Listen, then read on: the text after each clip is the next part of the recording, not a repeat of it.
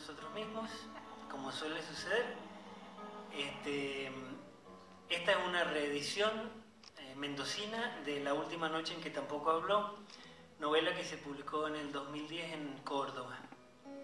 No, yo no voy a explicarles nada porque he traído dos lumbreras del intelecto mendocino para que hablen ellas por mí y dejen a mi libro como una obra verdaderamente fundamental para la cultura. Una de ellas es la profesora Cristina Silventi, filóloga, especialista en griego bizantino y una serie de cosas muy interesantes que yo no sé. Y Clara Álvarez, que es magíster psicoanalista, no sé si es magíster en psicoanálisis, pero magíster psicoanalista. Bueno, ellas van a hacer, perdón, tengo asma, comentarios desde su punto de vista sobre esta novela que se desarrolla en el penúltimo año de la dictadura en Mendoza y que ha sido propuesta 3 veces para hacer una película. En efecto se han hecho 3 guiones, el último está en el Inca y ahora bueno, lo único que podemos hacer es prender una vela a la Virgen del Valle de Catamarca. Creo que es más o menos así como para que salgan los proyectos culturales, pero bueno, salen, hay que tener paciencia. Los dejo entonces con la profesora Cristina Silventi.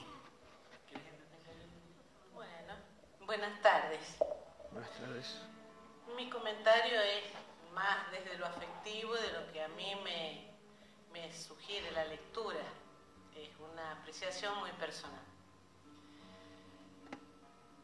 Hombre soy, y nada humano me es ajeno, afirma Cremes en la comedia El enemigo de sí mismo, de Publio Terencio el Africano, año 156 a.C. Nada puede suceder a un hombre que no cambie al resto de los hombres, afirma Julia, uno de los personajes clave en la novela. El hombre como ser humano, que experimenta la adversidad de la etapa oscura de la dictadura en nuestro país. Es de lo que se ocupa nuestro autor en esta novela. El hombre, un yo protagónico sin nombre, porque es único, pero al mismo tiempo simboliza a todos los que padecieron la cárcel y la tortura, y desde esta perspectiva, sin identidad, nos narra una historia en un tiempo que se entrecruza con el de sus personajes. Con prolijidad y destreza, nuestro autor enlaza los indicios desde el comienzo del relato, anticipándonos el final. Y sin embargo, ese final nos sorprende, nos conmociona. Es una noche cualquiera a la salida de un pequeño cine sin nombre cuando conoce al el protagonista a Julián Esquer. Un joven que se va descubriendo lentamente como un ser brillante, analítico, locuaz, pero al mismo tiempo controvertido, oscuro, con un confuso árbol genealógico. Ambos acaban de ver Nosferatu, de Werner Herzog, y es el motivo del primer diálogo entre los jóvenes. Desde ese momento comienzan las secuencias de la historia. Una historia de caminatas nocturnas con un cielo sin estrellas y pasos que resuenan en la oquedad sombría de una ciudad que parece deshabitada. En este juego de sombras y luces se debate la realidad del protagonista. Ambos participan de un no tiempo, de un deambular sin rumbo, y estas imágenes constituyen el leitmotiv de la primera parte del relato. Cito: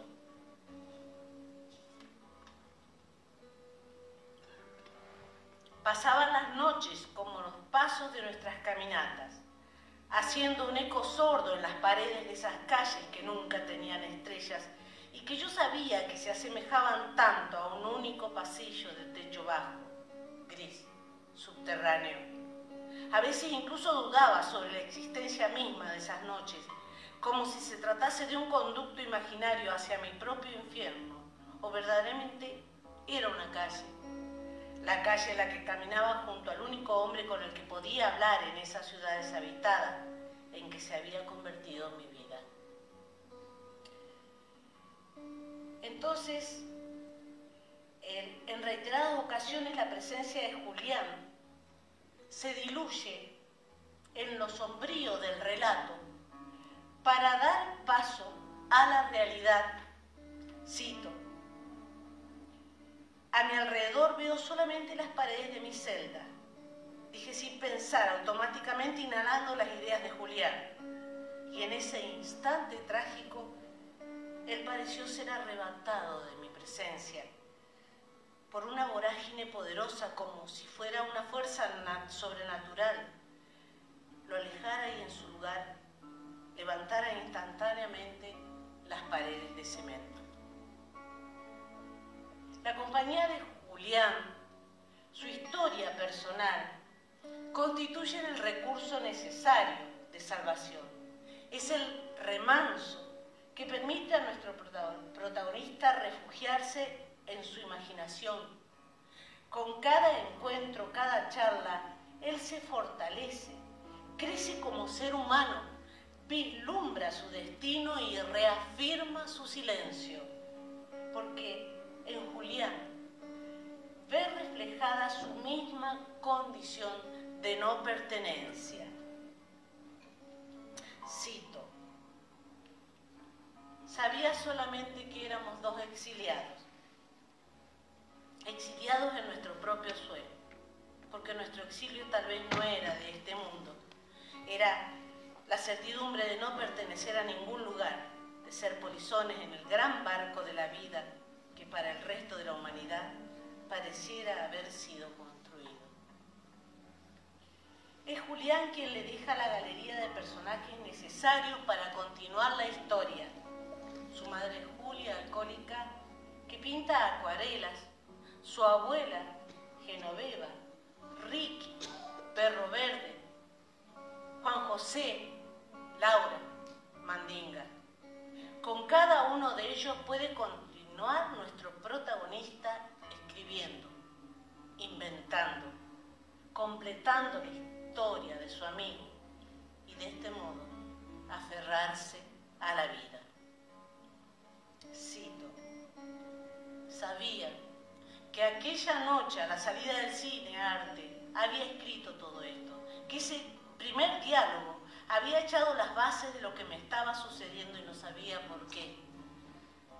No sabía por qué, pero agradecía a la existencia por esta posibilidad de estar vivo aún, de escapar de alguna manera de la grisura y de la opresión, aunque el escape fuera tan doloroso que estaba dejando mi alma en él. Más valía tener un alma que sacrificar, que existir simplemente en la espera de que un día el cielo se abriera sobre vivos y muertos. En mi celda, escribir cartas de esta historia era seguir vivo. Todo el relato es un periplo circular, estático, de autoafirmación, que le permite prolongar su existencia. Apenas unos pocos elementos de la historia se vinculan con la sórdida realidad y se repiten ante los ojos del joven preso con mayor nitidez. El farol que ve en casa de Julián y luego en casa de Laura, las acuarelas de Julia y los bocetos de Juan José, el vaso de grueso vidrio, industria argentina, que está en la cocina de Julián y también en el bar Tajamar. Todos toman definiciones concretas en el espacio real de la cárcel. El farol es el que alumbra el pasillo que conduce a la sala de tortura. El vaso es con el que bebe en su celda, y las pinturas son una dolorosa descripción de su propia prisión. Toribia Galarza es la mujer ángel en este periplo y el único personaje real. Aparece en los momentos críticos del protagonista: el hospital, el bar, el cementerio, la calle, la biblioteca, la celda. Ella será la receptora de esas cartas en donde escribió esta historia. El viaje final a través del sufrimiento lo conduce a su interior. Laura será el personaje encargado de acompañarlo en este descubrimiento. Dice Laura: mirá, todos estos libros son tratados de alquimia. Durante mucho tiempo traté de descifrar los secretos de los alquimistas. Pensaba que la piedra filosofal podía ser un escalón en la evolución espiritual de una persona. Miré los cantos de los libros y vi los nombres de Fulcanelli, de Jacques Sadoul, Saint-Germain, el cosmopolita.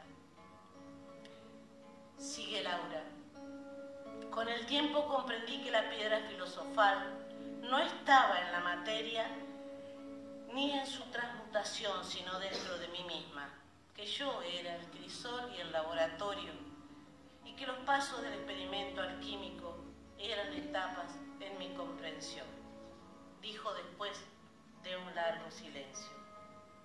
Laura lo lleva a la fuente y en la profundidad de sus aguas cristalinas, nuestro protagonista recupera la presencia de Julián y al mismo tiempo puede reencontrarse a sí mismo y afrontar con serenidad su propia realidad.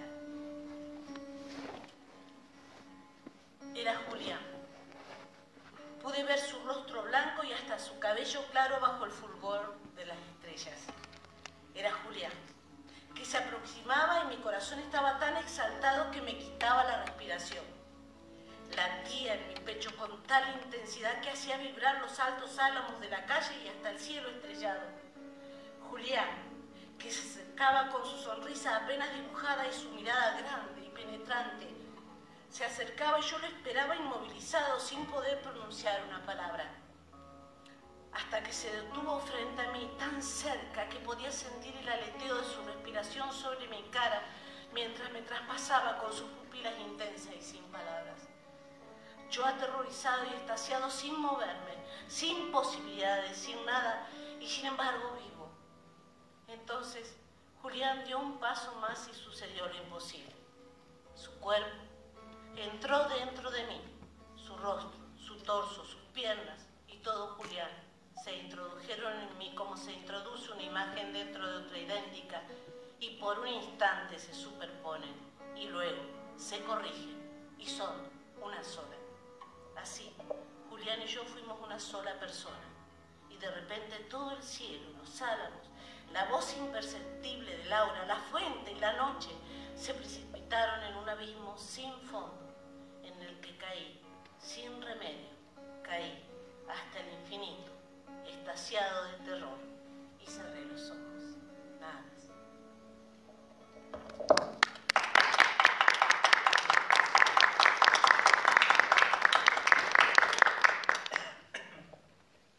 Gracias, Cristina.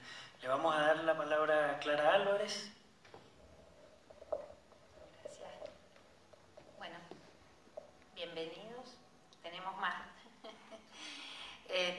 Bueno, le agradezco la invitación a Daniel, para mí es un honor. Quizás algunos de los presentes no saben que creo que nos honra el premio que recibiste a uno de los escritores de mejor trayectoria en la Argentina, por la Cámara de Senadores de la Nación. Y creo que cuando me invitaste a presentar el libro, y le agradezco a mi compañera el detalle de la presentación, porque en realidad a mí me interesó presentar algunas cuestiones de Daniel y de la experiencia en la que venimos trabajando. Conocí a Daniel hace unos años en una experiencia académica. Eso nos dio la posibilidad de encontrarnos en relación a dos pasiones, el psicoanálisis y el arte, a través de proyectos de investigación. Y luego ya cuestiones que a veces teníamos puntos de encuentro y también, hay que decir, puntos de desencuentro. Y creo que lo que me sorprendió y me sigue sorprendiendo es que Daniel demuestra y testimonia un compromiso sostenido por las generaciones futuras, donde la estética y la ética se enlazan. Y bueno, fuera del marco académico, seguimos con nuestra experiencia de trabajo en relación a las tertulias, donde tenemos algunas de las personas que participan presentes y eso también me resulta muy grato, tertulias en relación al arte, pensamiento, psicoanálisis, que dan un marco en mi caso para dejarnos sorprender por la lectura de los textos de Daniel desde una perspectiva psicoanalítica. Es desde ahí que yo puedo hablar de la obra, ¿no? Creo que las obras de Daniel dan cuenta de su posición, y así como lo dijo mi compañera, su posición en relación a la transmisión, cómo se muestra como deudor.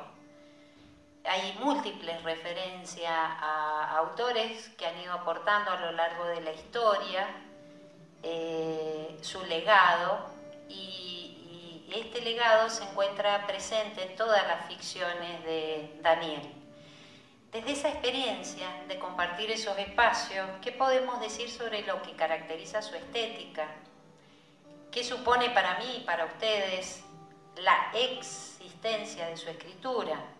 ¿Qué es lo que transmite? Desde mi experiencia voy a remarcar algunas de las vastas cuestiones que creo que están presentes en la obra de Daniel y en particular en esta obra. Creo que explora sobre la temporalidad. En una de las experiencias nos sorprende sobre una escritura que intenta dar cuenta de un tiempo suspendido, de un tiempo detenido, en un drama anónimo, y eso va haciendo novela, es decir, está la experiencia de Daniel, cómo se deja tomar por los temas que lo atraviesan, que capta, que a lo largo de la historia se van transmitiendo, y cómo hace ficción de eso en sus personajes y nos transmite de un modo sentido, de un modo vívido, distintas experiencias de vida. En el caso de estos personajes con ese tiempo suspendido, quizás el enigma de una posición en la que pareciera que la vida no merece ser vivida. Daniel explora la temática de las tradiciones y del encierro y del drama del deseo, en cómo las contingencias históricas marcan a los personajes atravesando sus destinos y dramas, a veces causando la falta de deseo. Y lo hace desde su lugar, a la manera de Velázquez en Las Meninas. Se incluye en la obra, escribiendo con un saber que creo que lo produce su experiencia de escritor. Lecturas que nos posibilitan recrear la posición del lector, y en ese sentido podríamos preguntarnos con Borges qué significa ser un lector adecuado, ¿no? Y otra de los temas que vemos que atraviesan las obras, que también se articulan con lo que nos interrogamos desde el psicoanálisis, es la pregunta por qué es un padre. Daniel produce una estética que interesa al psicoanálisis, dado que comparte un interés por la esencia de lo humano, la pregunta por la verdad del sujeto, por su deseo. Y en esta época en la que el discurso de la ciencia se caracteriza por un rechazo del sujeto, porque aparecen distintas tentaciones en el discurso, rechazando la diferencia, lo singular en nombre de un para todos igual, tenemos como una exigencia. De eso se disfraza el discurso capitalista. Con Daniel creo que se reanuda la apuesta entre la verdad como una singularidad irreductible y el sujeto, que no podría ser jamás objetivado en un saber universal y calculable. Lo que Daniel nos demuestra en sus novelas, y articulamos desde el psicoanálisis, es que los sujetos tienen una relación mortificada al lenguaje. Y el discurso científico a veces nos da palabras a nivel de la comprensión que generan opacidad, tabicamientos, al decir de Artaud, la palabra osificada, o de Rabelais, los vocablos anhelados.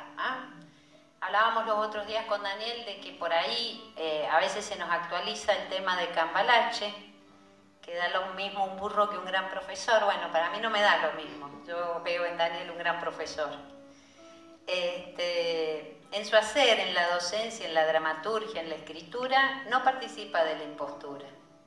No cede en la experiencia que lo compromete, y es desde esa experiencia en la que se deja tomar que hace obra.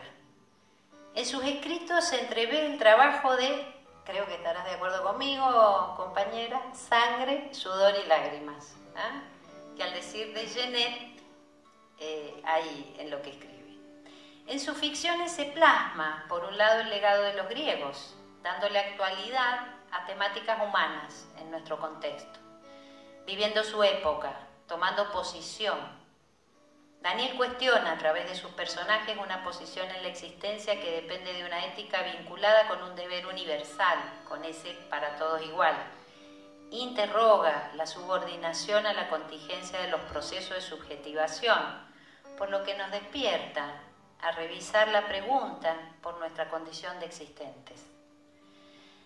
Es así como sus personajes, al modo caravallano o caravallesco, nos arroja una luz sobre cuál es la relación con la verdad, cómo debe transformarse un sujeto para acceder a la verdad, en qué la verdad convierte al sujeto en algo distinto, y sobre todo, lo que más me impresiona de tu obra, cómo interviene el otro en la transformación del sujeto, un otro. Tan acostumbrados estamos a las redes, en el mundo virtual, en la tecnología que amenaza el surgimiento de palabras, de un decir verdadero, naturalizando un contexto que favorece esas relaciones en espejos virtuales, que la lectura de la obra de Daniel nos advierte sobre esas cuestiones esenciales en nuestra condición humana, sobre el riesgo del encierro, sobre el acontecimiento que puede ser en la vida de un sujeto el encuentro con el otro, como bien lo presentó la colega. Hoy nos convoca la última noche en que tampoco habló. Como dice Daniel, es interesante la segunda edición, Y es oportuno decir que el original de la novela de Daniel fue escrito en la época en que se desarrolla, esto es, en plena dictadura. En los años más oscuros de nuestra historia, más próxima. Los personajes, si bien son inventados, son los jóvenes que éramos entonces.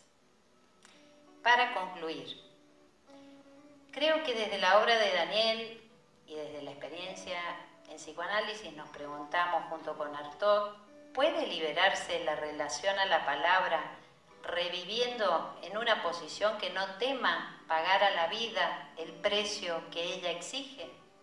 Gracias, Daniel, por no desviar la mirada.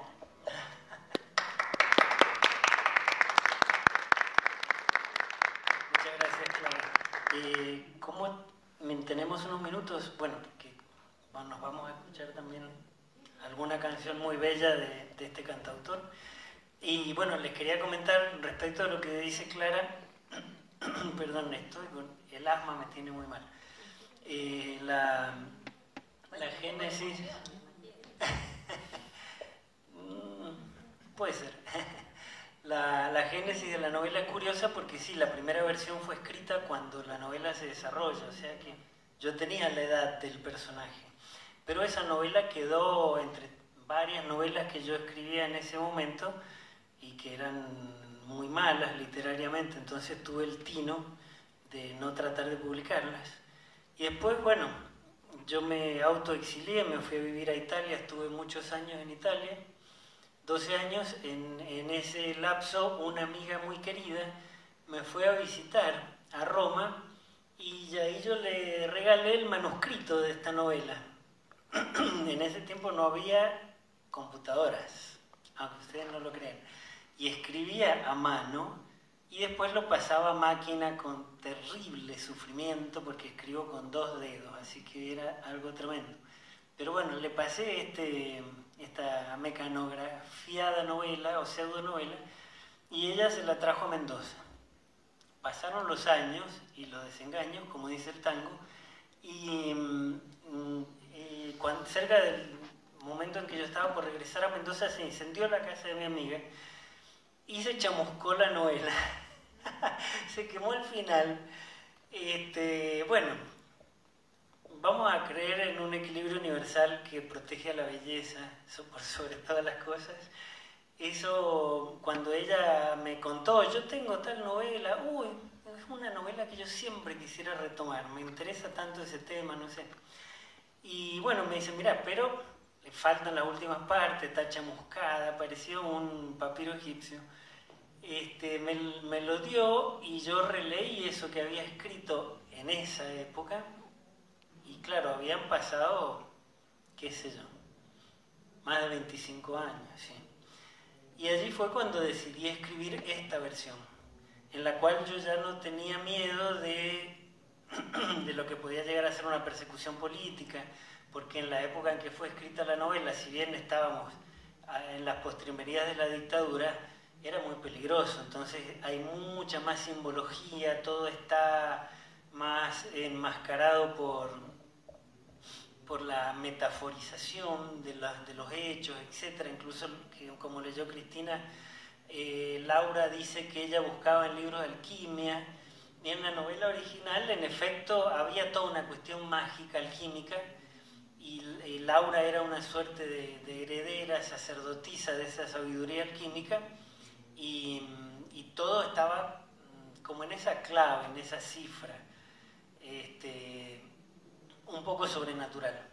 Cuando la escribí de nuevo, la novela, ya la dictadura era parte de los libros de historia, no debería hacerlo tanto, debería ser memoria viva, y entonces pude escribirla sin ambajes y poner que era una dictadura y que había las torturas y que había las desapariciones y todo ese recorrido que hace el protagonista con Julián es un recorrido en un cierto modo de concientización de un hombre que no sabe lo que está pasando y se tiene que enterar y se va a ir enterando de una manera a lo mejor lírica, con muchas vueltas y vericuetos y etcétera, pero la realidad que está presionando siempre es la dictadura. Así que bueno, esa fue la historia de La Última Noche, que en su primera versión fue aceptada por una editorial cordobesa, Ediciones del Boulevard, y ahora, bueno, he tenido la suerte de que la Secretaría de Cultura se interesó en reeditarla. Un honor para mí, una alegría muy grande, ha hecho una edición muy, muy bella. Yo les agradezco mucho que hayan venido, pero no se vayan por dos razones fundamentales. Primero, que sería mala educación, pero además, porque vamos a escuchar unas canciones de Fede Valdivia, que es un cantautor de Mendoza y que tiene canciones bellísimas con las que nos va a regalar. Y después, aunque está prohibido en la feria, pero ya que estamos hablando de La Última Noche en que tampoco habló y de cosas escondidas y prohibidas, yo les he preparado un traguito de vino para convidarles. No se puede hacer. Entonces vamos a ir como los que quieran, los que toman vino y etcétera. El vino es muy bueno, hasta el stand de las ediciones culturales, y allí, haciéndolos los que estamos mirando el libro, nos podemos tomar un vasito de vino. Bueno, les agradezco mucho y los dejo con la música de Fede.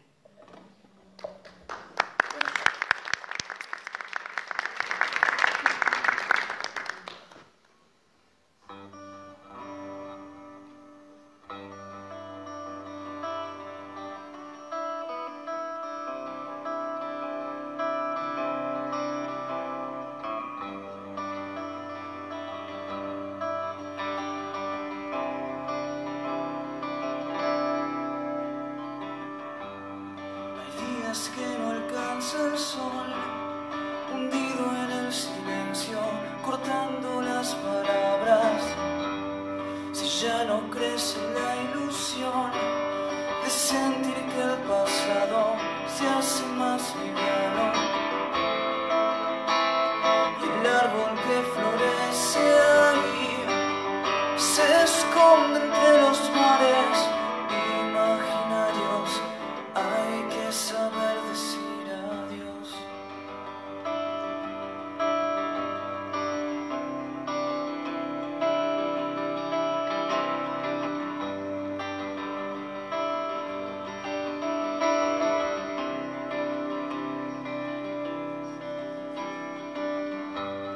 Me quedo solo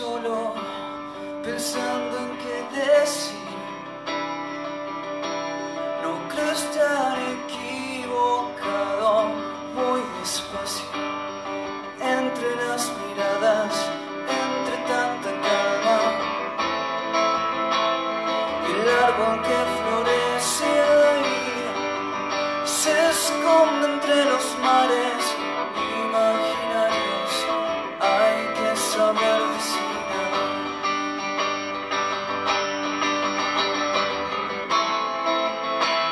Y el árbol que florece ahí se esconde entre los mares imaginarios. Hay que saber decir adiós.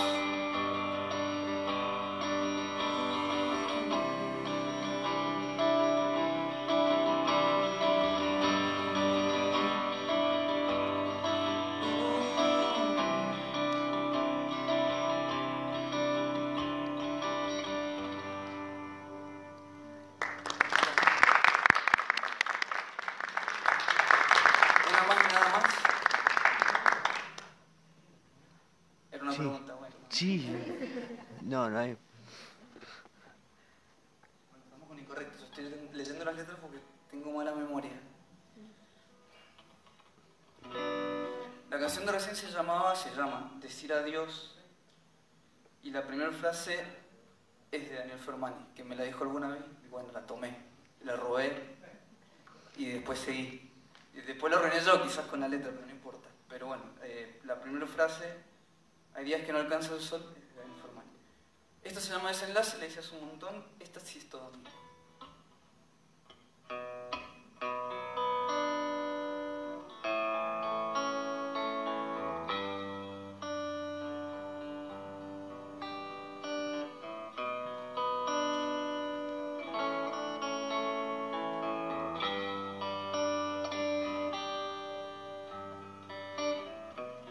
El cielo se va así sin más, queda solo el sol. Me decido a correr sin pensar, entre la nada se encuentra el hoy. Aunque no sirva no tan bien, el día no querrá escaparse. Alguien, la ilusión, dame una canción.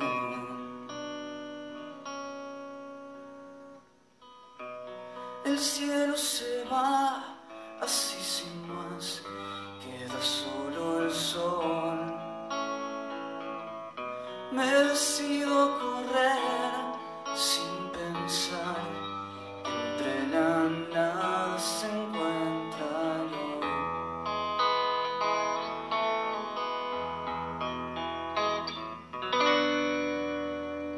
Gracias. Un aplauso para Daniel Fermani.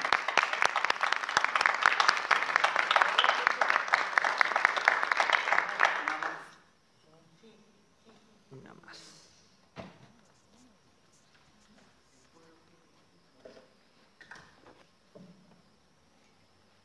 Y ahora sí.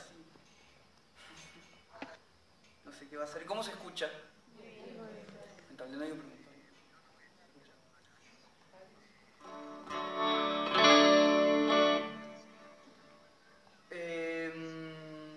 ¿Cómo se llamaba? Esta canción, la letra sí es de Daniel Fermani. La música es mía. ¿Cómo era el nombre? Otro verano. El próximo verano. Quizás es un título tentativo, pero no importa. Vamos a ver qué sale.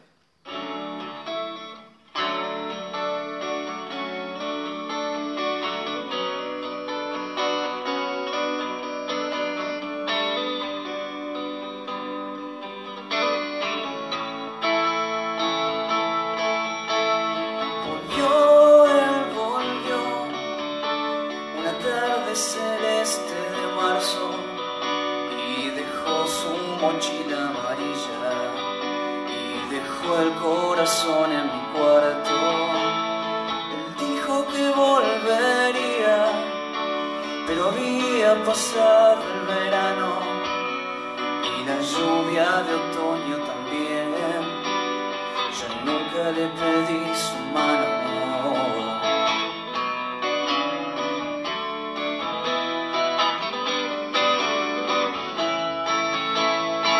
¿Qué podía hacer?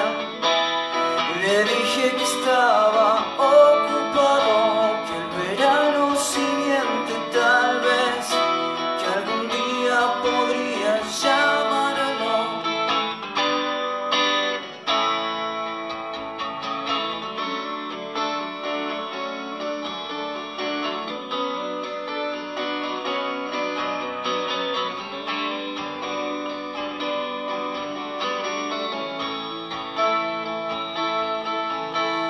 Entonces se fue sin que pudiera escucharlo. Se llevó la mochila amarilla, se llevó el corazón de mi cuarto, pero ya no volvió. Pasaron 40 veranos. Cada triste marzo lo esperé, pero él ya me había olvidado.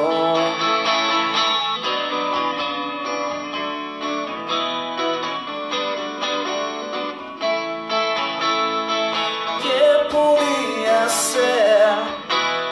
Le dije que estaba ocupado, que el verano siguiente tal vez, que algún día podría llamarlo hoy.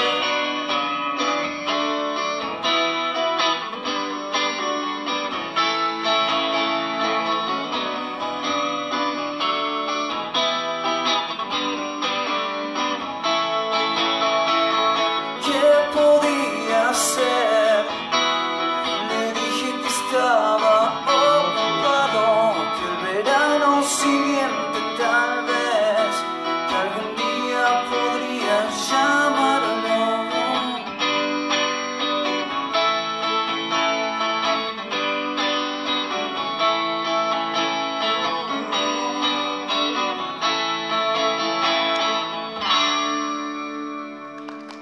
Bravo. Bueno, muchas gracias. Los invito al stand de la Secretaría de Cultura, los que tengan alguna tendencia etílica.